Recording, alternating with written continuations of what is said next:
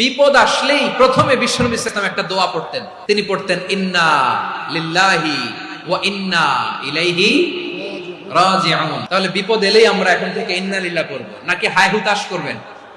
একদল আছে হায় হুতাশ করে, হায় আল্লাহ রে মোর কি হইল রে, মুই কি হরমু রে, মুই কমবে যামু রে, এরকম বিলাপ করতে নিষেধ করেছেন বিশ্বনবী। কি করব, কই যাব, কি হবে, হায় হায়, এরকম হাহুতাশ আছে না নাই? বিশ্বাসীরা হাহুতাশ করে না, তারা ইন্না লিল্লাহ পড়ে।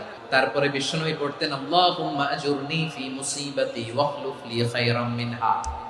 একসাথে প্রথমে পড়তেন ইন্না লিল্লাহি ওয়া ইন্না ইলাইহি রাজিউন, তারপর পরে পড়তেন আল্লাহুম্মা আজুরনি ফি মুসিবাতি ওয়াখলুফ লি খায়রাম মিনহা, মানে আল্লাহ এই যে আমি বিপদে ধৈর্য ধারণ করলাম এটার সব তুমি আমারে দাও, আর যেটা হারালাম এর চেয়ে ভালো কিছু দিয়ে মেকআপ করে দিও, ভালো কিছু দিয়ে বদল করে দিও। সুবহানাল্লাহ পড়েন।